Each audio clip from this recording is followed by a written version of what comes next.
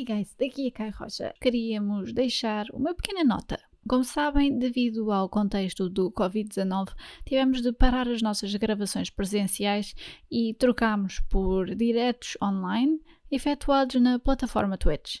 À medida que íamos libertando episódios, intercalámos esses diretos com os que tínhamos previamente gravados em estúdio até agora. Ainda não tendo voltado ao Estúdio Q, estes episódios são revisitas aos diretos em live streaming que valem mesmo muito a pena. Logo que voltarmos ao estúdio teremos muitas novidades, pelo que fiquem também atentos, mas para já aproveitem que estas são boas conversas. No fundo, o funcionamento é o mesmo, ou seja, as grandes editoras continuam a ganhar muito dinheiro com a distribuição digital, porque têm os artistas que chegam a mais gente e por isso é normal que continuem a ser as grandes editoras, a Universal, a Warner, a ter a maior fatia da distribuição digital. E por acaso a distribuição digital é um exemplo curioso, porque diabolizou-se a indústria discográfica, as editoras, mas ninguém, por exemplo, faz a diabolização do Spotify, que paga misérias por cada venda que é feita de uma música no Spotify.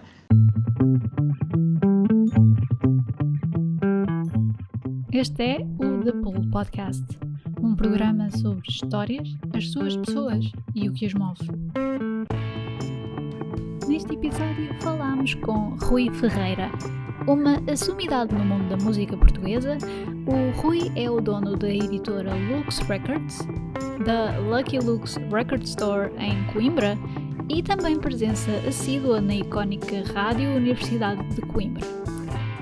Nesta conversa falou-se sobre a venda de discos, o agenciamento de artistas e a música no geral em Portugal nos dias de hoje. Esperamos que gostem e até já!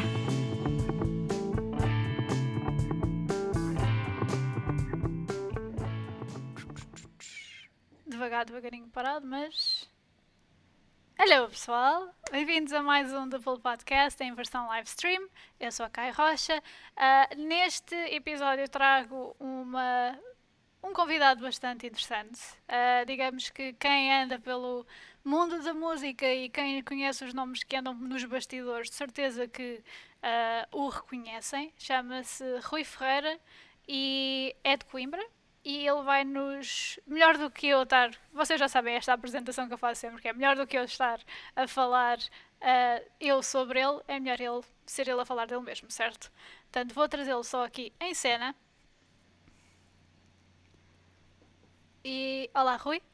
Olá, Caio. Muito obrigada por teres aceito este convite e queria-te de facto pedir quem é que tu és? Explica quem não te conhece e também para quem te conhece, porque eu aposto que a tua interpretação se calhar é diferente da dos outros.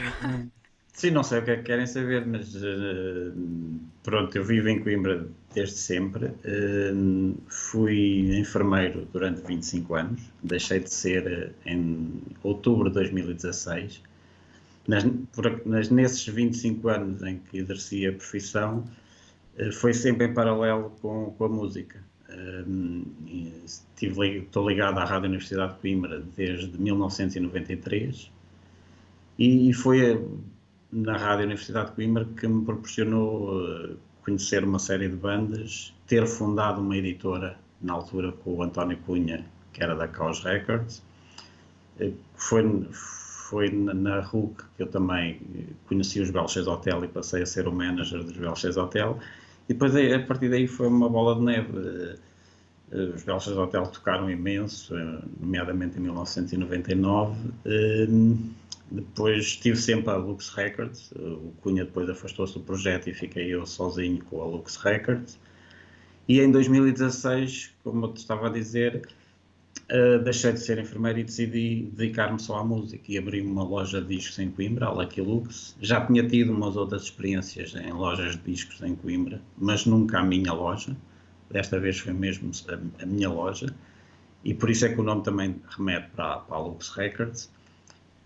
Pronto, e tenho editado maioritariamente bandas de Coimbra, Belcher Hotel, Legendary Tiger Man, Sean Ryland, The Slow Riders, os Teddy Boys, e depois todas as bandas que têm aparecido recentemente, nomeadamente os Guardar Indie, os Mancines, os Twist Connection, e antes dos Twist Connection, os Bunny Ranch. Pronto, são uma série de bandas que estão no catálogo da Lux Records e, na sua grande maioria, artistas de Coimbra. Ah, tu de facto falaste agora exatamente de uma coisa que eu acho que se calhar muita gente não te conhece por isso, que é o seres enfermeiro. Tu querias ser enfermeiro quando eras miúdo? Ou como é que isso apareceu? Quando era miúdo, não. Quando era miúdo, sim, das primeiras coisas que me lembro, queria ser banqueiro. Ok. Onde está o dinheiro? É válido. Depois lembro-me de querer ser veterinário,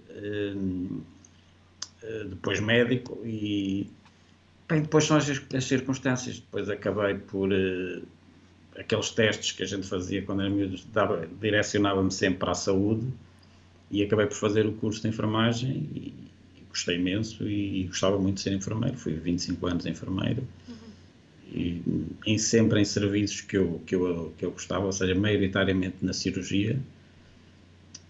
Como é que é ser enfermeiro na cirurgia?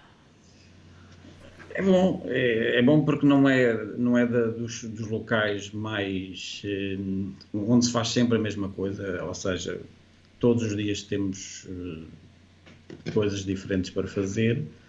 Depois tem os problemas típicos de um hospital público, que é falta de pessoal, e ainda hoje acontece isso, ou seja, há muito poucos enfermeiros para cada serviço e para as necessidades que são exigidas, também poucos médicos, e por isso naqueles 25 anos fizemos muitos milagres, suponho que se continua a fazer.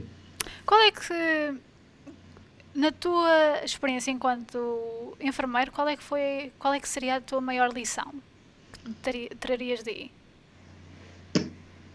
Maior lição, a gente aprende muito, e especialmente quando se trabalha com pessoas que estão numa situação delicada, ou seja, que estão doentes e que de facto precisam dos nossos melhores cuidados. Aprendemos que, eu aprendi rapidamente que ao contrário do que muitas pessoas pensam, nós não somos deuses, não conseguimos salvar toda a gente e não conseguimos ajudar toda a gente, apesar de tentarmos, mas aprendi que de facto às vezes pequenos gestos que nós temos para com os doentes têm um significado enorme nessas pessoas e às vezes é difícil ver isso e muitas vezes acabamos por ser muito técnicos e esquecer que do outro lado está uma pessoa que é um indivíduo e é um ser especial e nós costumamos tratar às vezes todos da mesma forma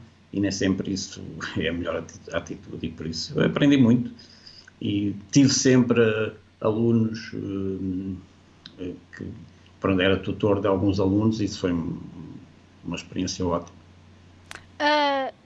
Tu dirias que, especialmente agora neste contexto, tu dirias que os enfermeiros são uma profissão que é pouco valorizada? Já na altura dizia, e por isso continuo a dizer, é muito pouco valorizada para o trabalho que é exigido e para aquilo que se faz. É de facto muito, muito pouco valorizado. E não estou a falar só em termos financeiros.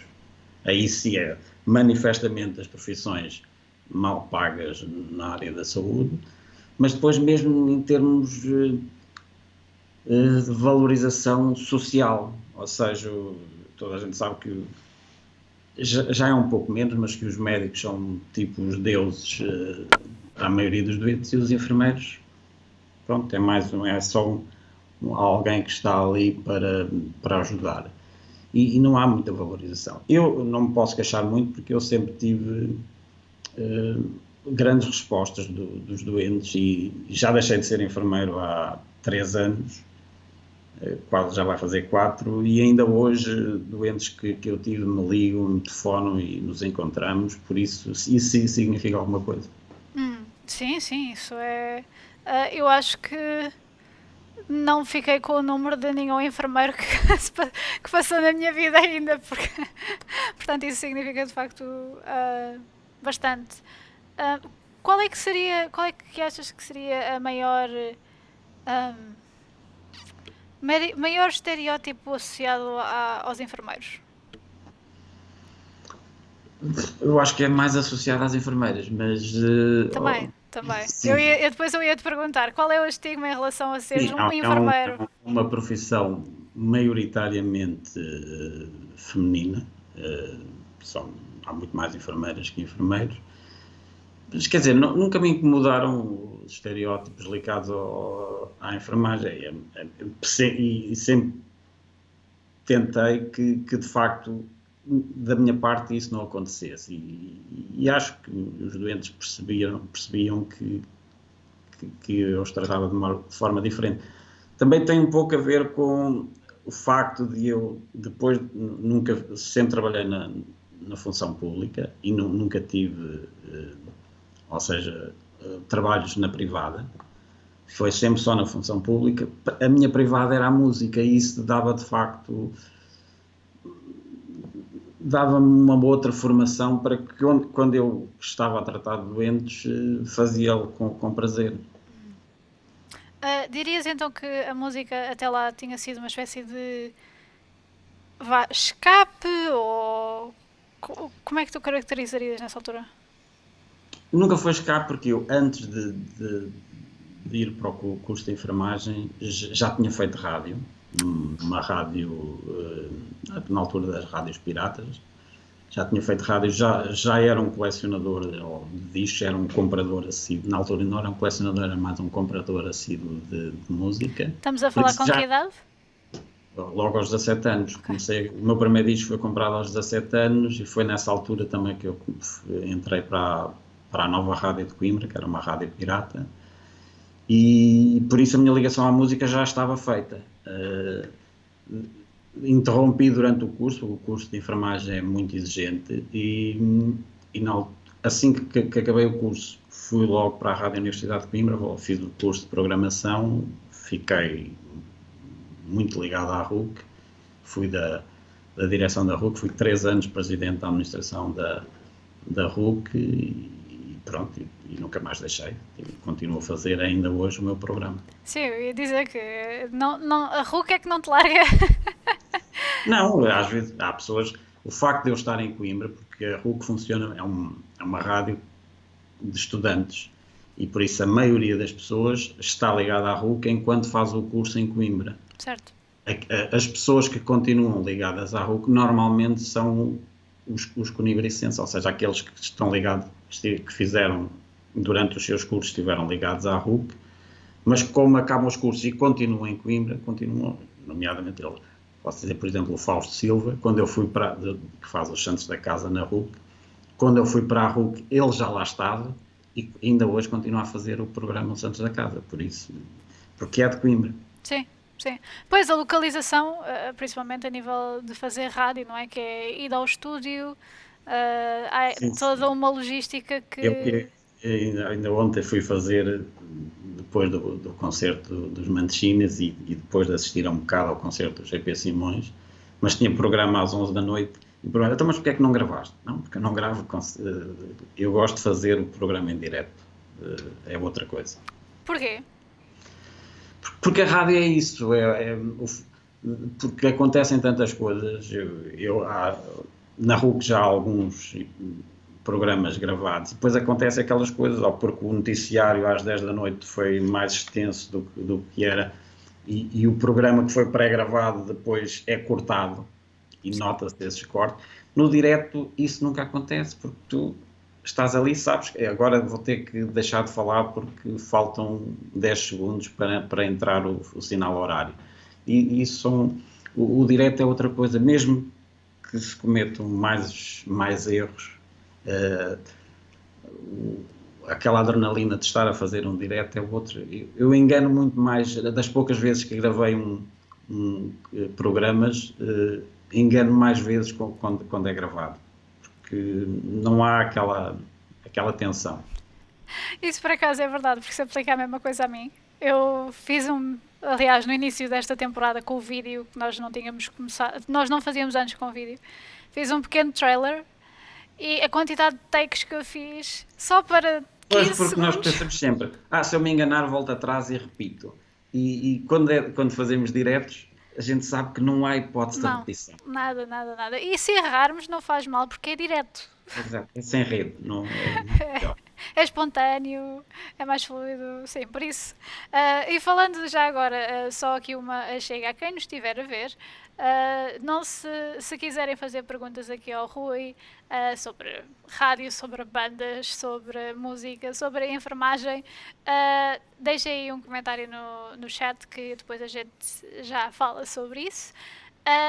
Mas, Rui, queria só te perguntar também, antes de começarmos nesta aventura da música, porque há muita coisa para falar sobre isso. Portanto, tu entraste na universidade, já estavas envolvido na rádio. O que é que te puxava para a rádio e não para outro tipo de envolvimento com a música? Para já, porque não sei tocar nenhum instrumento.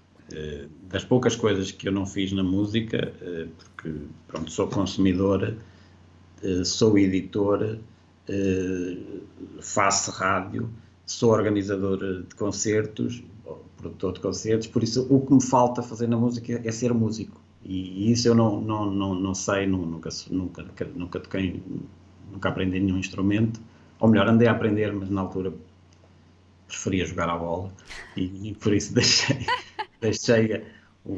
o solfejo. Para mim foi um terror e eu assim, não, este solfejo não é para mim, eu antes quero jogar a bola.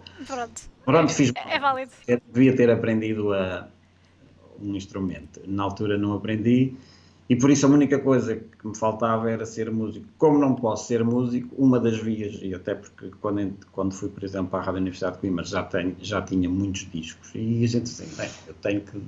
É sempre aquele desejo de querer partilhar estes discos com alguém e nada melhor que poder ele fazer na rádio. Porque Sim. na altura em que eu entrei para a rádio, nos anos 90, tínhamos muitos ouvintes e fazer um programa na rádio era chegar a milhares de pessoas. Sim. Era uma forma privilegiada de trocar CDs, não é? Com as outras pessoas. Sim, também, e depois, assim que se entra para a rádio, depois é uma bola de neve, cada vez temos acesso a mais música, cada vez conhecemos mais bandas, pronto, é uma bola de neve e foi até hoje. Quer dizer, a minha coleção de discos desde então aumentou exponencialmente e a minha ligação à música da mesma forma. Atualmente estou completamente envolvido na música. Sim. Qual é que seria uma cena caricata na tua vida radiofónica que te lembres? Lembro-me de uma. Eu fazia. Acho que toda a gente tem uma. Eu estive na rádio, portanto, eu lembro-me muito bem de umas caricatas. Eu tinha 2 programas com o Zé Braga, que é um nome mítico da Rádio Universidade de Coimbra. E um deles era Os Últimos Dias do Vinil, na altura, em 93, 94, quando foi o primeiro. Toda a gente já previa a morte do vinil e por isso nós quisemos antecipar, até porque só passávamos vinil e fizemos um programa que era Os Últimos Dias do Vinil. E tínhamos outro, que era o LPA e a Cover do Bruxelas. Hoje chama-se só Cover do Bruxelas, que era um programa com versões. Pronto, e eu gostava muito de fazer programa com o Zé Braga, na altura ele tinha muito mais discos que eu, e por isso ele levava uns discos, ele levava outros, eu nunca sabia que discos é que ele levava, ele não sabia os que ele levava, às vezes eram repetidos. Pronto, e era muito interessante porque ele era uma enciclopédia ambulante e falava imenso, mas um dia ele tinha tido um jantar, nós fazíamos um programa à noite, teve um jantar, já tinha consumido muito álcool. E eu era na altura presidente da rádio e antes de ir para o programa tinha imensas coisas para resolver e tipo, entrei para o estúdio sem-me aperceber que ele já estava meio alcoolizado. E foi só quando abri o microfone e ele fala a primeira vez é que eu percebi. Oh não. Foi uma emissão mítica. O curioso é que depois vários ouvintes, alguns conhecidos, vieram ter comigo. Epá, o Zé Braga parecia mesmo, sabe, bêbado. Incrível como é que ele imita um bêbado. E eu, pois, foi bom, foi bom. Foi excelente performance. Exatamente, foi uma grande imitação. Muito bom, muito bom. Pois a minha história de rádio, só para também isto não ser unilateral, foi simplesmente de repente uma pessoa com algum distúrbio mental ou qualquer coisa assim entra derrompante pelo estúdio, entra na redação, faz tipo, começa aos berros tipo pá, foge outra vez, entra numa dos estúdios de gravação e deita-se lá e ficou lá durante 1 hora deitado. Tipo, o que é que se passou? Portanto, fica assim uma daquelas. Pessoas a telefonarem para o programa e a insultar, sim, isso tivemos muitas. Vocês então tinham chamadas, tinham discos pedidos? Ou... Não tínhamos porque raramente colocávamos as chamadas no ar, mas as pessoas ligavam durante o programa e a gente atendia enquanto em off e às vezes eram pessoas a dizer as coisas mais escabrosas, mas não é normal, né? Sim, nunca sim, nunca se agrada.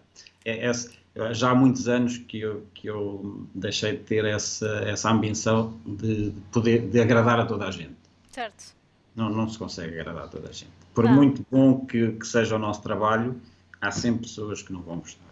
É verdade, é verdade. Principalmente quando se. Aliás, quando eu escrevia sobre a música, em que eu ficava sempre com aquela sensação de quem é que vai querer estar a ouvir o que uma catraia quer escrever sobre o que ela acha de um disco, ou sobre o que ela acha de uma canção, ou do concerto. Porque é muito subjetivo, não é? Sim, claro, é subjetivo. Embora, no caso do jornalismo musical, a mim incomoda-me, por exemplo, os jornalistas que se dão ao trabalho de escrever sobre discos que eles acham maus, que é uma coisa, quer dizer, há tantos discos bons, porque é que se vai gastar as poucas linhas que se tem cada vez os jornais que têm crítica musical cada vez têm menos discos criticados? Por que raio é que se faz uma crítica má quando há 7 ou 8 discos? Se há pouco espaço, o critério seria só vamos falar de coisas boas.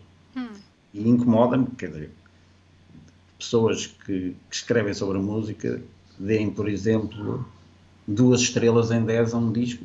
Porquê? Ou então é aquela. É a atitude, se não tens nada bom para dizer, então mais vale não dizeres nada. Não dizer, exatamente.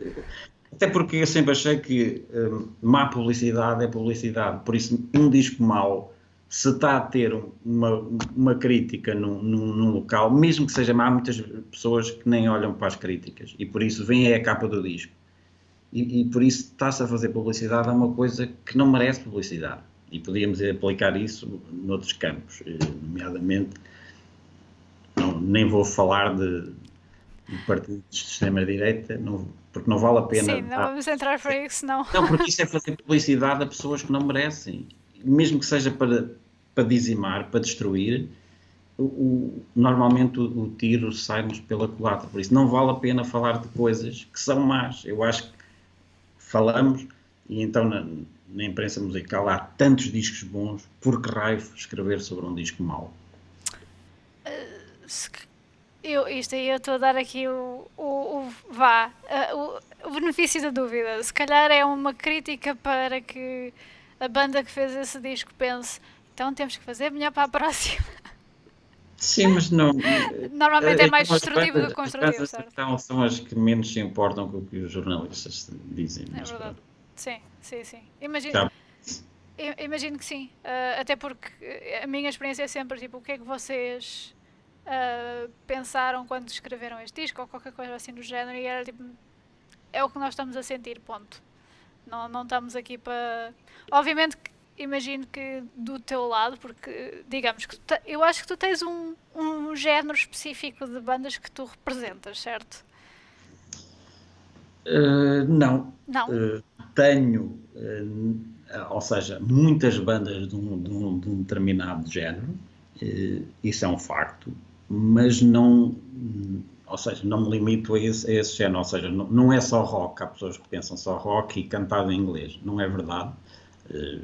Já editei banda, aliás, um dos discos de maior sucesso da Lux era cantado, o single principal era cantado em português, por isso nem é por aí, e nem sequer era da rock. Que era qual? Foram os Assemblers Quartet, quando fizeram uma versão, ou melhor, fizeram uma banda sonora para um filme do António Ferreira, o Esquece Tudo o que Te Disse. Essa canção, Esquece Tudo o que Te Disse, que era cantada em português, foi dos discos que mais vendeu na Lux e teve um relativo sucesso, e por isso não é por aí. Não, era uma canção, no fundo, de música ligeira. E apesar das pessoas que a fizeram estavam ligadas aos Real 6 Hotel, tinham um passado de algum sucesso, mas aquilo no fundo era uma canção de música ligeira e funcionou perfeitamente. A ligação entre Coimbra e a música, dirias que é diferente da do resto do país? Não, Coimbra não tem nada de especial, ou seja, ou melhor, tem muitas coisas. Os coimbrenses todos agora a mandar mensagens, tipo, como Não, assim? Coimbra tem muitas coisas especiais e muitas coisas que eu gosto imenso e que adoro. Agora, em termos de música, até porque há uma canção Coimbra, que é o Fado. O Fado de Coimbra isso sim é música de Coimbra. O resto das coisas que a Lux, por exemplo, edita, tem mais a ver com o que determinadas pessoas que vivem na cidade fazem e não propriamente influência da cidade, porque se fosse até a influência da cidade, provavelmente essas pessoas tinham ficado na apatia total, que é o que normalmente acontece na cidade. Por isso, agora, há um grupo de pessoas com talento que nasceram em Coimbra ou que vieram viver para Coimbra e que se juntaram a uma série de circunstâncias, nomeadamente haver uma editora que edita esses discos, porque às vezes eu passei por muitas bandas que gostava e que acabaram porque eu não lhes editei o disco, nem outras editoras editaram, e por isso às vezes é preciso que não basta haver pessoas com talento a fazer boa música, é preciso que depois haja pessoas que editem essas bandas, que trabalhem essas bandas, que as façam tocar em muitos palcos, que as façam, que críticas desses discos saiam em jornais, em blogs, etc. Por isso há muito trabalho envolvido. Às vezes não é só o talento das pessoas, é depois uma série de circunstâncias. E acho que neste momento, por exemplo, Coimbra tem uma agência de músicos, ou seja, fazem o agenciamento da maioria das bandas de Coimbra, que é a Blue House. Tem um estúdio onde a maioria dos discos são gravados. E depois há uma editora, que é a Lux Records, que edita esses discos que são gravados na Blue House, a maioria deles. E por isso há uma série de circunstâncias neste momento em Coimbra que proporcionam alguma visibilidade às bandas de Coimbra. Mas não é propriamente a cidade, porque se formos ver apoios institucionais da cidade, zero. E por isso eu não diria que é Coimbra, que é o Mondego, que é a água do Mondego, que tem qualquer coisa na água. Especiais. Não é nada disso. De facto, há uma série de pessoas com talento em Coimbra, como de certeza haverá noutras cidades, mas depois, pronto, as circunstâncias, até porque acho que a maioria da música que eu editei nem é um som de Coimbra, são bandas que foram influenciadas por bandas anglo-saxónicas, na sua grande. Por isso, tanto podia ser aqui como podia ser na Jugoslávia ou num outro país qualquer. Sim. Porque de certeza lá também ouvem os Cramps e os Clash e os Sex Pistols, por isso não pode ser de qualquer lugar do mundo. Queres-me explicar mais ou menos como é que é então o processo de uma editora? O que é que uma editora realmente faz? Porque eu sei que há muita mistura, há muito preconceito, ou seja, não é preconceitos no sentido de os editores já fazem isto, é só simplesmente Não, explicar mas mais ou menos.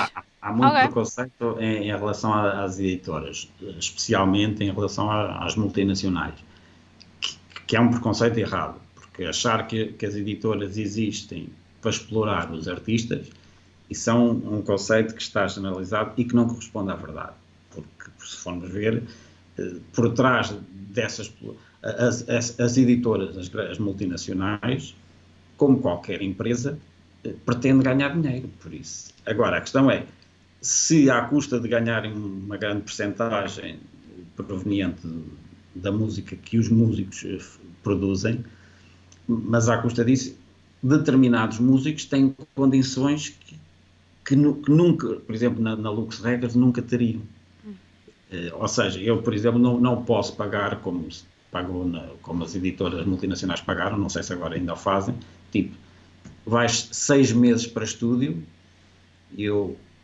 tens, na maioria dos casos, até hotéis pagos e tudo, só estás 6 meses no estúdio para fazeres o que quiseres e gravar e com o produtor caríssimo que vocês escolheram e tudo.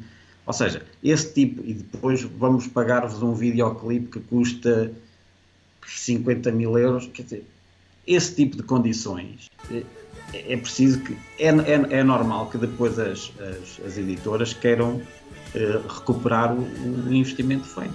Agora, uma editora pequena como a Lux, as coisas, como é evidente, não funcionam assim. claro, claro. Normalmente, na maioria dos casos, cada disco é um caso, mas na maioria dos discos que eu editei, a editora suporta os custos que os discos têm no estúdio, há muita gente que pensa que editar um disco é mandar o disco para a fábrica e pagar só o CD ou o vinil na fábrica. Por isso é que os jornalistas, por exemplo, difundiram durante muitos anos que um CD custa €1 e que por isso era inexplicável como é que eles depois chegavam ao mercado a 17,5€, só que o disco na fábrica pode custar €1 por cópia, mas antes de ir para a fábrica já se teve que pagar a Sociedade Portuguesa de Autores, teve que pagar o estúdio, teve-se que pagar a um fotógrafo que tirou as fotografias, teve-se que pagar a um designer que fez a capa do disco, teve-se que pagar a um cineasta que fez o videoclipe para promover. Por isso são tudo custos a somar ao tal €1 que custa cada cópia. E por isso difundiu-se a ideia de que um CD custa €1, quando isso não é verdade. Sim, há toda uma logística que não... Que as pessoas esquecem que por trás de um disco, e por isso é que eu gosto dos discos em formato físico, porque os downloads para mim porque os downloads não têm capa, não têm as informações a dizer que no tema 7 deste disco tocou o artista X, tocou baixo, mas no tema 8 o baixista foi outro. Quer dizer, é o tipo de coisas. Para já não falar de respeito para quem fez, para os fotógrafos que tiraram as fotografias dos discos, para os designers que fizeram capas lindíssimas. Por isso, para mim, isso faz tudo parte do processo. Depois, eu, por exemplo, nunca fiz nenhum contrato com nenhuma banda, não há contratos na Lux, por isso é que a maioria das bandas de Coimbra que deram o salto, por exemplo, o Legendary Tiger Man, editei os 3 primeiros discos, mas não havia contrato. Assim que houve hipótese de ele fazer um disco para uma editora melhor, está livre para fazer. E isso aconteceu. O Sean Riley, a mesma coisa, os Belchers Hotel, a mesma coisa. Por isso, assim o objetivo da Lux é proporcionar, ser uma rampa de lançamento para as bandas, neste caso as bandas de Coimbra. Quando isso depois acontece, não faz sentido continuar a editar pela Lux, porque há outras editoras que dão condições muito melhores. Claro, sim. E por isso a diabolização das editoras e da indústria discográfica não faz sentido. É evidente que as editoras grandes querem ganhar dinheiro. Pois claro que querem, porque senão não faz sentido ter, ter uma empresa virada para a música. Se essa indústria não dá dinheiro, claro que não há editoras. Ninguém vai investir dinheiro sabendo que depois não o consegue recuperar. Por isso é normal que as editoras ganhem mais do que os músicos.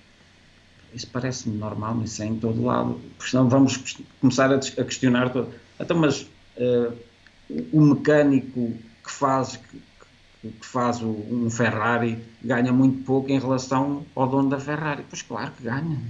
Mas isso é o normal do mundo. Ou seja, se vamos questionar todas essas coisas... Capitalismo. No fundo, a indústria discográfica funciona assim. É a lei da oferta e da procura. Certo, sim. Sim, é a questão do retorno do investimento, não é? Tipo... Sim, mas, por exemplo, as pessoas têm que ter a noção que a maioria dos discos não se pagam. Ou seja, a maioria das edições, por exemplo, da Lux Records, não pagou o investimento que foi feito. Há, depois, 3 ou 4 que pagam, e isso de facto é que é questionável.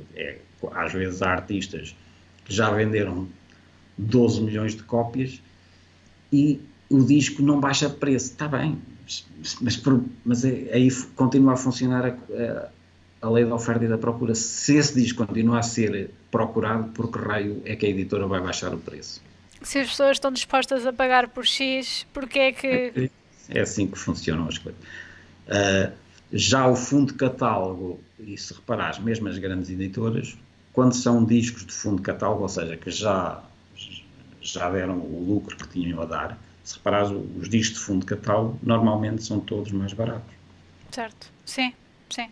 Porque há menos procura e então... Claro, e consegue-se rentabilizar discos. A maioria das multinacionais tem grandes discos no seu fundo de catálogo, por isso continuam a vender e eles conseguem depois vender mais barato porque são reedições. Agora, nas edições originais, são poucos os discos que dão efetivamente lucro. Sim. Falando só aqui um pequeno à parte, falando agora também de dinheiros, obrigado ao Mad Guitarist por uma doação de 5 euros, muitíssimo obrigada. Mas eu queria também te perguntar, Rui, o que é que achas então do facto de agora existir um novo tipo, que não é novo, já existe há algum tempo afinal, que é um novo tipo de distribuição de música, portanto os Spotify, os SoundClouds, Tidals. O que é que isto influenciou, por exemplo, o negócio das editoras em si e também, imagino que também das lojas de discos também, não é? Funciona, no fundo, o funcionamento é o mesmo, ou seja, as grandes editoras continuam a ganhar muito dinheiro com a distribuição digital, porque têm os artistas que chegam a mais gente e por isso é normal que continuem a ser as grandes editoras, a Universal, a Warner, a ter a maior fatia da distribuição digital. E por acaso a distribuição digital é um exemplo curioso, porque diabolizou-se a indústria discográfica, as editoras, mas ninguém, por exemplo, faz a diabolização do Spotify, que paga misérias por cada venda que é feita de uma música no Spotify. Por isso, eu acho interessante que jornalistas tenham diabolizado e escrito raios e coriscos das grandes editoras no passado e que agora não escrevam uma linha sobre a exploração que as bandas sofrem de plataformas como o Spotify. Acho que foi quando foi a própria Taylor Swift que escreveu sobre isso, ou o facto de como a Spotify prejudicava os artistas mais queridos, que houve assim um live de noção, mas acho que entretanto isso foi esquecido. Mas... Eu neste momento, pelo menos a maioria, as últimas edições da Lux têm todas distribuição digital e eu recebo os relatórios. Se eu te disser, mostrasse os relatórios do que se recebe do Spotify, quer dizer, é ridículo. Eu recebo mais do YouTube do Spotify. Mas isso não será uma questão do mercado português? Porque dá-me a ideia, até a nível de podcast, que as pessoas ouvem mais no... Mesmo bandas grandes têm feito muitas críticas ao Spotify. Os Radiohead, que foram grandes responsáveis pela diabolização das editoras grandes, aliás, eles basicamente foram responsáveis pelo declínio da EMI, e agora já vieram queixar-se do Spotify. Porque o mercado tem sempre essas duas facetas. De facto, a distribuição digital é ótima, chega-se a muito mais gente, mas depois tem outros problemas. Duvido que o Spotify pague videoclipes como a EMI pagava aos Radiohead, videoclipes brutais pagos a pesos de ouro. Sim. Mas será que o videoclipe também será o ponto de... Lá está, com o YouTube, de facto, tu precisas de um vídeo, não é? Tu precisas de... Sim. Mas, por outro lado, será que o próprio vídeo não perdeu um bocadinho de tração a nível da música em si? Em alguns casos, não, porque há muitas bandas que alcançam alguma notoriedade porque o vídeo é de facto especial. Certo. E, noutros casos, é a música que faz a diferença. Mas para se ter sucesso, depende-se de uma série de fatores e às vezes de muito investimento, quer de quem está por trás dos artistas, quer dos próprios artistas. Eu ainda esta semana li na Modos uma entrevista do vocalista dos Guided by Voices e uma das perguntas era mesmo essa, de que o Robert Pollard, a pergunta era: porquê é que os Guided by Voices nunca atingiram tanta aceitação comercial como deveriam ter tido? E ele disse mesmo que fizeram algumas tentativas, mas que o esforço, ele dizia mesmo, o suor e as lágrimas, suor, lágrimas e sangue e blood que exigia atingir, ter sucesso comercial, não compensava. Ou seja, ele não estava disposto a fazer determinadas cedências e a dedicar-se a fazer muitas entrevistas, porque isso implica muito trabalho. E há artistas que não estão vocacionados para isso, não querem fazer entrevistas, não se querem expor e depois querem retorno, e isso às vezes dá trabalho. Normalmente o sucesso tem a ver, não é só talento, implica muito trabalho. Certo. Nem todos os artistas às vezes ficam-se pelo talento e não querem ter trabalho. Uhum. Dá-me só 2 segundos, porque eu acho que o carregador do meu computador está mal colocado. Dá 2 segundos. Sim. Isto, 2 diretos, tem destas coisas.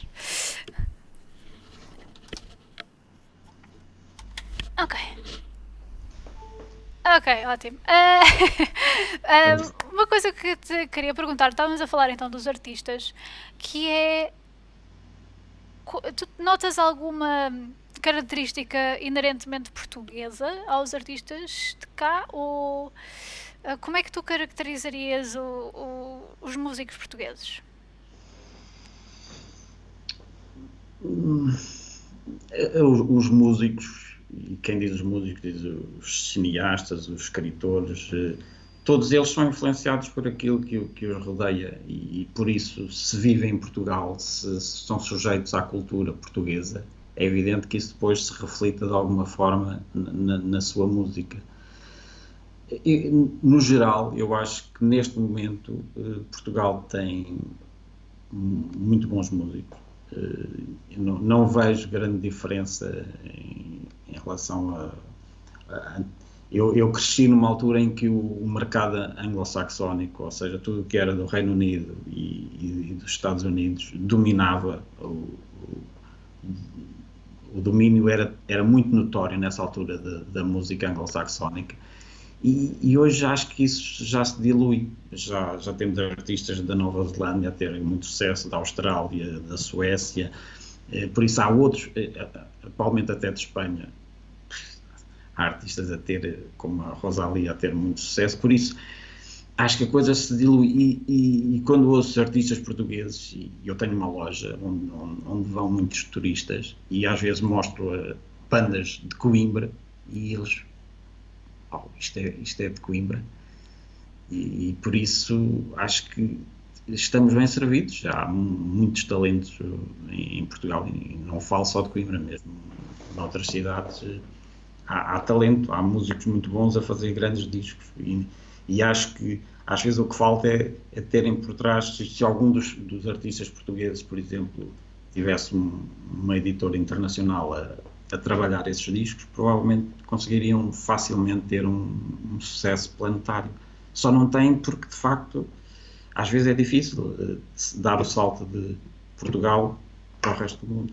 Há poucos exemplos, eu nem me posso queixar muito, porque, por exemplo, o Legendary Tiger Man, logo ao primeiro disco, teve edição em Espanha, teve distribuição em França, foi tocar logo o primeiro disco ao Japão, por isso quer dizer, às vezes há determinados artistas que conseguem dar esse salto, mas isso envolve sempre um trabalho. O Paulo Furtado nesse aspecto trabalhou imenso. Sim, sim, sim. Sim, e mesmo fora de Legendary Tiger Man, a ideia que ele sempre deu é que está sempre a mexer. Sim, sempre. Mas isso faz às vezes a diferença para outros músicos e com igual talento, ou às vezes até mais, mas que não conseguem porque acham que têm que ser outras pessoas a trabalhar por esse sucesso e por chegar mais longe.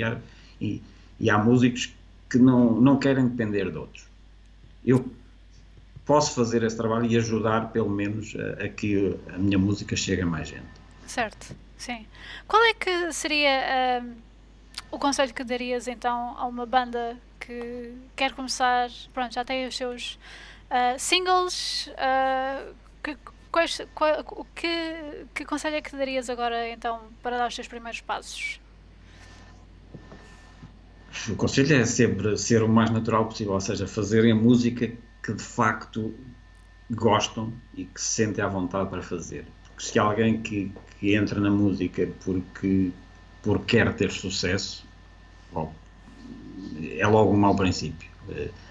A maioria dos artistas que eu trabalho e que conseguiram chegar a algum lado, acima de tudo, eram genuínos. E eu quero fazer isto, é isto que eu gosto de fazer, e quando vais ver um concerto deles, mesmo que seja para 10 pessoas ou para 10 mil, a entrega é precisamente a mesma e por isso, porque é isso que eles gostam de fazer, é de estar em palco e tocarem as suas músicas. Isso é o principal, é gostar daquilo que se está a fazer e não estar a tocar, porque se eu tocar desta forma vou atingir mais público. Isso acaba por nunca funcionar. Depois é continuarem a trabalhar, é tocar o mais possível, tentar que a sua música chegue o mais possível a outras pessoas, e especialmente fora de Portugal. E agora é mais fácil fazer isso, apesar da concorrência também ser maior, é mais fácil. E temos vários casos de algumas bandas portuguesas que até nem são conhecidas em Portugal, mas que conseguem fazer turnés europeias e até sul-americanas e nos Estados Unidos com uma data de datas significativas, e por isso implica muito trabalho, muitos contactos, implica trabalho. Sim, basicamente. sim. As pessoas, eu acredito neste projeto, então eu vou trabalhar este projeto até ao máximo. É o conselho melhor que eu posso dar. Sim, sem dúvida. Mas então, portanto, tu quando começaste então a entrar na rádio, não sabias tocar nenhum instrumento, então o que fazias era partilhavas a música através da rádio. A editora, o que tu puxou para então criar a editora e depois a loja de discos, foi a mesma coisa ou algo mudou entretanto? No caso da editora, não. Eu era cliente assíduo, era a discoteca mais próxima, e quando digo discoteca é uma loja de discos, Sim, mais não próxima. não é um clube. Sim. a loja, a discoteca mais próxima do local onde eu trabalhava, ou seja, dos hospitais da Universidade de Coimbra, era a Fuga, que era a uns 500 metros do hospital, nem isso, e por isso basicamente eu saía do hospital e passava todos os dias na Fuga para comprar discos e para ver as novidades, etc. E a Fuga era no fundo a sede da Caos Records, que era uma editora de música de dança, música eletrónica, a primeira grande editora de música de dança em Portugal, e que era dirigida pelo António Cunha, um dos donos da Fuga. E um dia eu fui, ele já sabia que eu estava na RUC e que estava por trás de um projeto de edição de um disco que celebrava 10 anos da Rádio Universidade de Coimbra, e ele convidou-me para formar uma nova editora, porque ele tinha alguns projetos que queria editar, mas que não eram da área da dança, ou seja, não podiam ser enquadrados na Caos, e por isso convidou-me para um novo projeto que era a Lux Records. E pronto, eu entrei, gostei imenso do convite e editámos os 2 primeiros discos, o tal CD compilação da Rádio Universidade de Coimbra e o Loud Cloud do António Olá e do João Taborda. E pronto, e a partir daí a Lux nunca mais terminou. Depois desses 2 discos, o Cunha afastou-se do projeto e tive que ser eu a assumir, até porque já tinha alguns acordos com bandas novas, nomeadamente os VLX Hotel. Já tínhamos perdido à custa disso o segundo disco dos Teddy Boys, o Outer Space Shit, o que me incomodou imenso, e por isso eu resolvi nessa altura continuar o projeto da Lux Records. Por isso, no fundo, a minha ligação à editora partiu de um convite de outra pessoa. Depois é que gostei tanto de editar, de eu poder editar, já que era um grande comprador de discos, ser eu a editar também discos, pronto, era uma coisa que eu ambicionava. No caso da loja de discos, o processo é ligeiramente diferente, mas tem algumas semelhanças. Em 1998, abri uma loja em Coimbra, que era uma loja de arquitetura, a XM, ou seja, que vendia livros de arquitetura, e os arquitetos, os donos da loja, convidaram-me a mim e ao Pedro Renato dos VLX Hotel, que sabiam que nós tínhamos muitos discos, para ter uma secção de discos dentro da XM à venda. Por isso, a partir daí, eu fiquei ligado foi a minha experiência com uma discoteca, embora eu não era o dono, tinha só ali um móvel, por acaso um belo móvel que um dos arquitetos desenhou e fez para ter os discos. E essa foi a minha experiência com uma loja de discos. Depois da XM ter fechado, ainda tive uma outra experiência na Quebra-Orelha, com o Afonso Macedo, e quando a Quebra-Orelha acabou, pronto, ficou ali um vazio. De Coimbra deixou de ter uma discoteca de boa qualidade, como eram essas, como era a Quebra-Orelha, e por isso, assim que pude, fundei a minha própria discoteca. Mas já está, eu cheguei às discotecas, às lojas de discos, nem tanto porque isso era uma ambição minha, mas porque foi um convite e foi uma coisa muito natural. Dirias que aconselharias alguém agora a abrir uma loja de discos?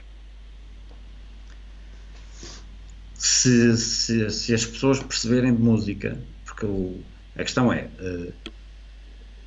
se tu queres vender determinado produto, tens que estar na área. Porque se queres vender um produto e não sabes, não fazes a mínima ideia de que produto se trata, não aconselho de todo abrir uma loja de discos. Depois, as pessoas têm que ter a noção que ter uma loja de discos não é o melhor negócio do mundo, especialmente na altura em que vivemos, até porque a quantidade de pessoas que efetivamente compram discos, comparada com a quantidade de pessoas que faz streaming ou que compra downloads. Ups! não tem nada a ver. Agora, depois às vezes a questão dos nichos de mercado. Coimbra, de facto, não tinha uma loja de discos como a Lucky Lux, e há mais outras duas, mas não são projetos que não são concorrência para a Lucky Lux, e por isso a loja de discos, a Lucky Lux, acaba por funcionar bem, porque de facto está numa cidade que não tem concorrência, e porque de facto as pessoas que trabalham na Lucky Lux gostam de discos, gostam de música, e que tentam saber o máximo sobre cada disco que está na loja. E saber-se o que é que se está a vender é fundamental. O que mais me irrita é entrar numa grande superfície e comprar um disco, ou dizer, olha, tem aquele disco, e a pessoa nem faz a mínima ideia do que é que eu estou a falar.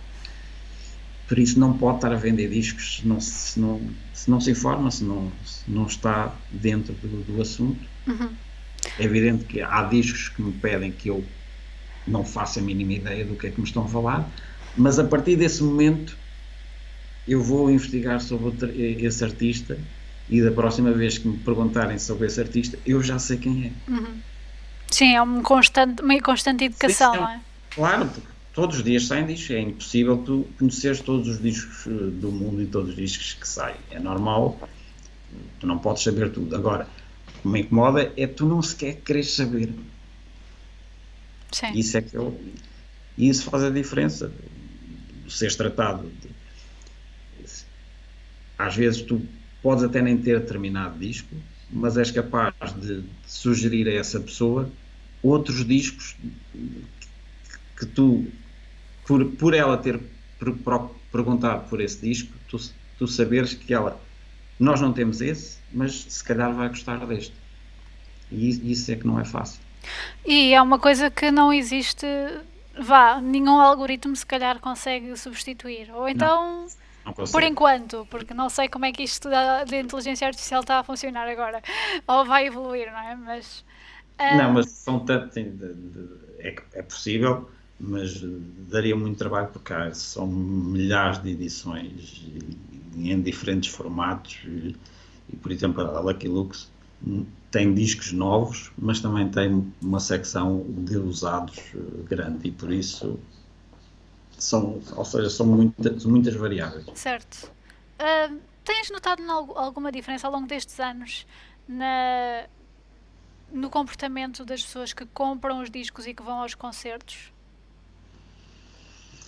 Tenho, para já, porque a partir dos anos, a partir de 2004, o consumo de discos baixou drasticamente, nomeadamente de CDs, e depois, a partir de 2010, houve um revivalismo em relação ao vinil, e as pessoas começaram a perceber que de facto os downloads é tudo muito bonito, mas depois falta o objeto, e o vinil nisso é imbatível, porque as capas são em formato, pelo menos LPs, formato grande, e o próprio som tem, especialmente os discos que foram gravados de forma analógica, tem outro calor, e por isso houve um revivalismo de vinil, e tenho notado que é evidente que a grande fatia dos compradores de vinil e ainda de CDs é aquela faixa etária acima dos 35, mas tenho notado que muitos jovens, e quando digo jovens, adolescentes, a comprarem discos de vinil, e isso significa que alguma coisa está a mudar. Agora, isso é tudo a educação. Depois, nos concertos, em termos de público nos concertos, noto que, por exemplo, das bandas de rock, a faixa etária é de facto também elevada, e são as pessoas que nasceram a ouvir rock, ou seja, adolescentes há muito poucos. Mas não sei se os adolescentes estão noutros concertos, ou se é uma questão de de estilo musical ou se é mesmo de alienação em relação às pessoas que nos festivais vão, porque sabem que está lá toda a gente e as pessoas que querem aglomeração.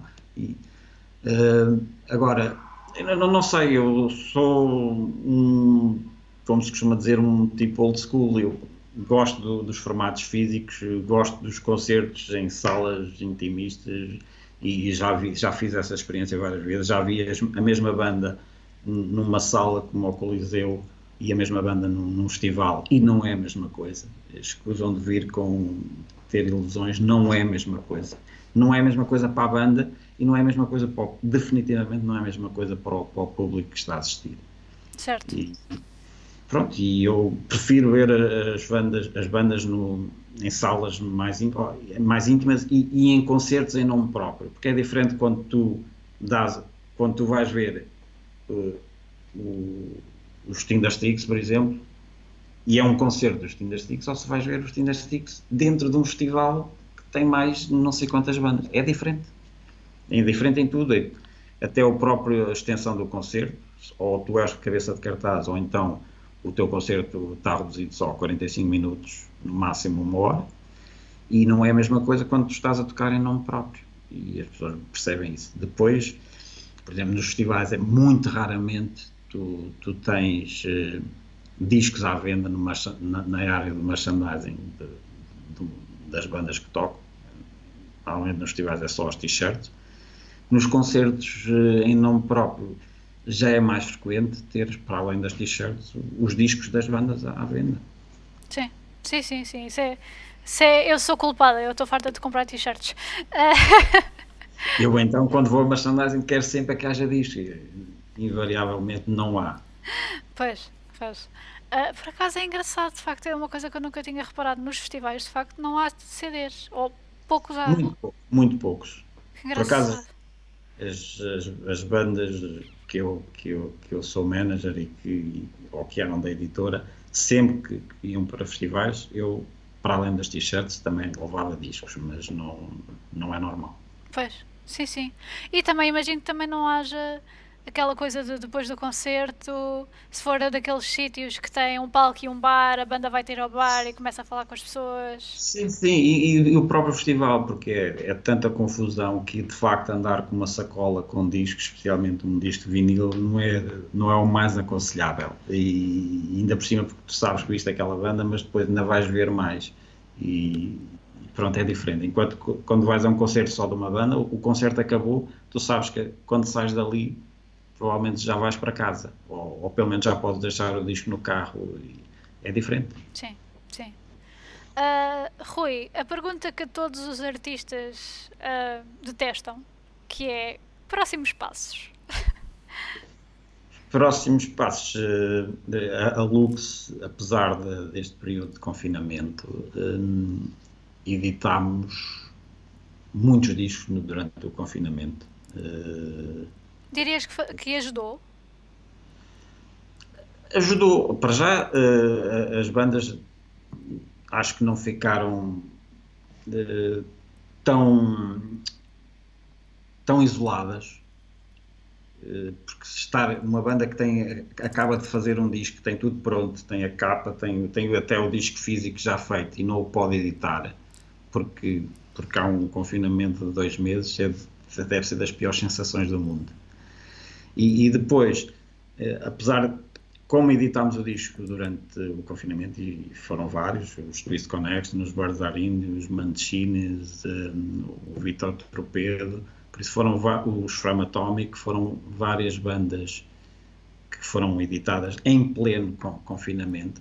E durante esse período as bandas tiveram mais do que tempo para, por exemplo, responder a todas as entrevistas que foram feitas, e algumas escritas, outras através de, como estamos a fazer agora, em vídeo e por Skype. Por isso, e depois acho que as bandas beneficiaram de outra forma, que foi o facto da maioria das grandes editoras não terem adiado as edições de discos.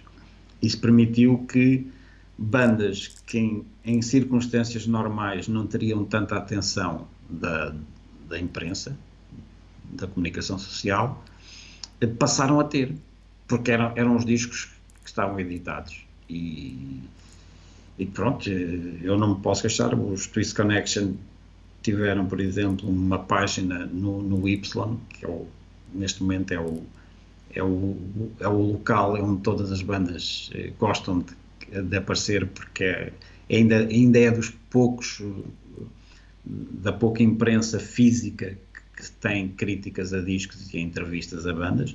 E os Bazar Indie também tiveram 2 páginas no Y, quer dizer, duvido que noutras alturas isso pudesse ter sido possível em 2 semanas consecutivas, e na semana a seguir outra banda que está ligada à Lux, que são os Ghost Hunt, que é outra banda com ligações a Coimbra, também teve um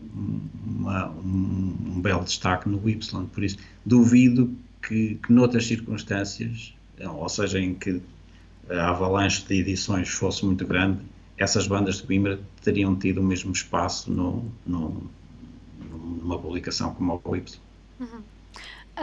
Vou-te perguntar só uma última pergunta, um pedido de conselho, mas desta vez a quem esteja a seguir uma banda ou a gostar de uma música, o que é que tu gostarias de ver na parte desse lado do consumidor? Antes de responder essa pergunta, esqueci-me, depois falaste de projetos. Sim, verdade. Falei das edições do confinamento, mas não falei do... Certo. Depois de setembro vamos regressar às edições, e temos várias edições na Lux. Uma delas é este disco. The Devil's Choice Volume 2. Sim. Pedro Renati, Raquel Ralho e Pedro Renati, é o Devil's Choice Volume 2, vai sair em setembro. Sairá também um disco a solo do António Alaio, com várias participações do legendário Tagarman, Vítor Tropeto. São uma série de... Todas as canções têm a colaboração de outros artistas. E por isso, até ao final do ano, a Lux vai sair também um CD que compila 5 sessões que artistas gravaram para o meu programa na Rádio Universidade de Coimbra, a cover de Bruxelas, ou seja, gravaram 3 versões exclusivas para o programa. Foram os Dithrio, os Bazar Indie, os Dirty Coltrane, o Pedro Renati, a Raquel Ralho e o Pedro Renati, e uma banda inglesa que são os Catenary Wires, também gravaram 3, e por isso essas 15 músicas que foram gravadas para o programa vão surgir num disco também em setembro ou outubro. E depois também, não sei se ainda será este ano, mas eu espero que sim, está dependendo de alguns fatores, a edição do disco do Rei. Pronto, por isso a Lux até ao final do ano vai continuar a editar discos. Vai também sair um disco ao vivo dos Twist Connection, que foi gravado, um concerto gravado durante o confinamento, ou seja, um concerto ao vivo sem público. Ok. Vai ser editado em disco, por isso até ao final do ano temos várias edições previstas. Ok. Devo estar a esquecer de alguma. Sim, mas depois a gente deixa, quando isto tudo sair, deixamos todos os links para a editora, para a loja, portanto, quem tiver mais curiosidade sobre o que é que tanto a Lux Records como a Lucky Lux tenha na manga, eles podem ir consultar. Pronto, e agora esquecemos a pergunta final. A pergunta era, o que é que tu gostarias de ver do lado do consumidor de música? Ou que conselho é que darias? O que eu gostaria de ver era mais interesse, ou seja, as pessoas, se há coisa, por exemplo, que incomoda não só a mim, mas aos músicos, por exemplo, é irem aos concertos e estarem em conversas paralelas com as pessoas ao lado e a beber copos, em vez de estarem com atenção aos discos. E na questão dos discos, que de facto que ouvissem os discos com atenção e que comprem discos físicos e não só os downloads. Não é que neste momento tenho alguma coisa contra os downloads, mas eu prefiro, porque é isso, costumo dizer a alguns clientes que vão à loja, comprar um disco é sempre um bom investimento, porque especialmente se o disco é bom. Se é um bom disco, mais tarde ou mais cedo, mesmo que a gente passe por problemas financeiros, consegue sempre vender um bom disco.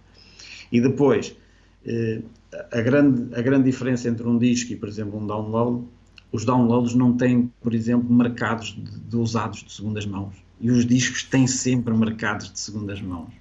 É verdade. Por isso, quem acha que quando se compra um disco se esgotou a vida desse disco, está completamente errado, porque este disco eu posso ouvi-lo e posso ter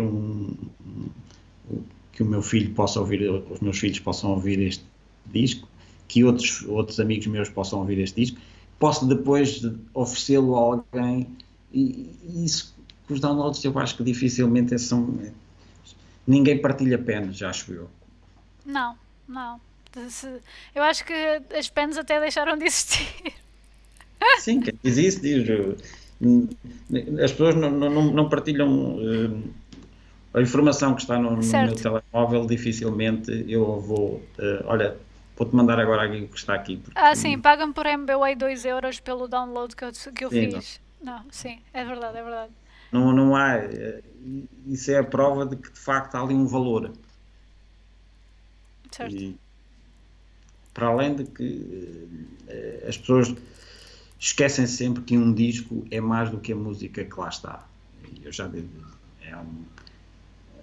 não estão lá só aqueles músicos, está uma editora que por trás desse disco que o editou, está um artista gráfico que fez a capa do disco, está um fotógrafo que fez fotografias, está um técnico de som que ajudou na gravação do disco, está um produtor que produziu o disco em termos, isto é o meu cão. É o teu pastor alemão? Sim, exatamente. Há uma série de pessoas que trabalharam para os discos, e normalmente as pessoas acham que um disco é só a música que lá está, e é muito mais do que isso. Sim, e o mesmo acontece com podcasts. Tipo, toda a gente pensa, é Kai que faz o podcast. Não, há uma pessoa que faz a captação do som, há outra pessoa que faz a ilustração dos convidados, há outra pessoa que está a tratar-me das redes sociais. Não sou eu. Nos concertos a mesma coisa. Portanto, paguem-nos um café, se faz favor. As pessoas não imaginam, por exemplo, quando vão ver um concerto que dura 1 hora, as horas de trabalho que já estão antes de elas se sentarem para ver esse concerto, porque normalmente o ensaio de som já foi feito umas 7 ou 8 horas antes, e que houve uma equipa técnica que chegou muito cedo a esse local de concerto para descarregar o material, para montar o material, depois os músicos tiveram que fazer o som. Há uma série de trabalho prévio antes de que o produto final seja apresentado ao público. Normalmente as pessoas desvalorizam isso, por isso sou absolutamente contra espetáculos gratuitos, porque acho que é o completo desrespeito pelo trabalho de uma série de pessoas que merecem ser recompensadas financeiramente por esse trabalho. E quem se queixa de que um concerto de 7, 8 euros ou 10 euros é muito, não faz a mínima ideia do trabalho que está envolvido antes desse concerto surgir. Já nem falo das viagens e dos aluguéis de carrinha e dessas coisas. Já estou a pôr isso de parte. Sim. Rui, só uma última pergunta, porque agora falando nesta parte da desvalorização ou da valorização do trabalho feito, o que é que tu achas sobre aquelas pessoas, aqueles amigos que se chegam ao pé de artistas ou ao pé de pessoas que estão envolvidas no mundo de música, e não estou a falar só de música, estou a falar de designers e etc, que é tipo, olha, eu sou amigo, tu fazes-me um descontozinho, não fazes? O que é que tu dizes sobre isso? Eu descontos, eu acho que, por exemplo, na loja costumo fazer descontos sempre a bons clientes uma coisa são pessoas que são leais, atenção. Sim, não, mas os descontos ainda é o que menos me incomoda mais as pessoas que acham que as pessoas podem fazer porque são amigas que têm que fazer à borla, ou seja, um desconto. Eu ainda percebo, se de facto eu sou amigo, se normalmente levo 10, se eu sou amigo porque não levar 9. Agora, o problema é quando as pessoas acham que por serem amigas já não devem pagar nada. e isso sim já é mais preocupante. E há montes de gente que, em tudo, no caso dos fotógrafos é dramático, por exemplo, às vezes até não cobram dinheiro para os artistas e fazem fotografias para as sessões fotográficas para as bandas, e depois quando aparecem nos blogs e na televisão, etc., nunca é referido o nome do fotógrafo, por exemplo. É trágico e às vezes, por exemplo, às vezes nesse aspecto, às vezes até somos nós os culpados, porque não exigimos, quando enviamos a foto, mesmo que a gente diga que os créditos são devíamos, é obrigatório citarem o fotógrafo. Sim, sim. Por favor, citem os vossos fotógrafos. E não só, e também vejam de quem é que a origem do sítio onde vocês tiram as fotografias na net, porque acho que também isso não ajuda. Sim, mas isso é em todo lado. Nas campanhas publicitárias, às vezes até em peças nos telejornais que usam como fundo uma música, acho que deveria ser obrigatório aparecer em rodapé o nome da música e da banda. Sim. Até porque às vezes eu quero saber quem é e não consigo. É verdade, é verdade. E nem sempre o Shazam funciona. Não. Shazam não é um gênio assim tão bom, não é? Rui. Às vezes são poucos pontos que não dá. Pois, sim, também. Rui, onde é que as pessoas te podem encontrar a ti, Alex Records, etc? A Lux Records neste momento funciona na Lucky Lux, não exatamente na loja, mas no mesmo prédio. E por isso a Lucky Lux fica em Coimbra, na rua Sargento Moro, número 11, e por isso está aberta das 10 da manhã às 7 da tarde nos dias de semana e ao sábado das 10 às 18. Por isso, normalmente não estou lá essas horas todas, mas estou muitas horas lá, por isso é lá o melhor local para me encontrar. E depois, sempre que tocam as bandas da Lux, especialmente as bandas onde eu tenho maior papel, porque sou o manager de algumas, de certeza que nos concertos dessas bandas eu também estou lá. Ok. Portanto, depois vamos deixar também, lá está, os links do teu Facebook, do Instagram também, e também da RUC, porque lá está, tu também estás bastante envolvido. Atualmente a cover de Bruxelas é às sextas-feiras, das 23 às 24.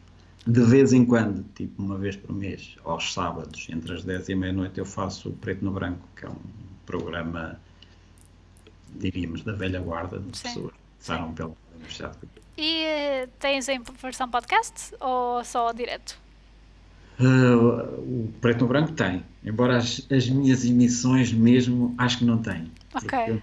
Ou alguém faz para mim ou eu dificilmente farei isso. Mas a cover de Bruxelas já tem algumas sessões, algumas das emissões em podcast e brevemente vai ter as mais recentes também. Ok, pronto. Depois podem consultar no site da RUC, que definitivamente deve lá estar. Rui, muitíssimo obrigada. Ainda não te vais embora, Obrigado. Mas muito obrigada por esta conversa.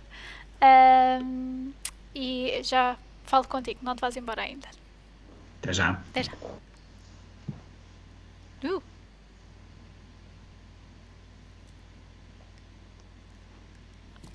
Este computador não funciona. Ok. Obrigada muito, pessoal, por estarem a ver este episódio. Não percam também os anúncios dos nossos próximos episódios. Vamos ter já um que foi a nossa última gravação pré-Covid em estúdio a sair na segunda-feira, e depois vamos ter mais outros live streams, já sabem que é um por semana. Muito obrigada por estarem aqui a ver connosco. Se tiverem alguma questão, comentário, sugestão ou até mesmo ideias para convidados aqui para andarmos aqui a falar, somos da Pool Podcast no Instagram e no Facebook, e somos Podcast Pool no Twitter, e também temos um e-mail que é o poolpodcast@gmail.com. E pronto, muitíssimo obrigada, tenham um ótimo fim de semana e até já. Esperamos que tenham gostado. Não se esqueçam de nos seguir nas redes sociais, somos The Pool Podcast no Facebook e no Instagram e Podcast Pool no Twitter. Se quiserem assistir, interagir e até deixar questões aos nossos convidados, não percam então a oportunidade de nos seguir na Twitch em The Pool. Portanto é THEPULL. E carreguem no botão com o coraçãozinho lá para nos seguirem e serem notificados de quando os nossos diretos começarem. Questões, comentários ou até sugestões, entrem em contacto connosco nas redes ou no e-mail poolpodcast@gmail.com. O The Pool Podcast é gravado no estúdio Q. Esperamos que tenham gostado e até já! Ilustrações de Joana Rolo, jingle de Miguel Nicolau, edição de som e vídeo de Bruno Salvador.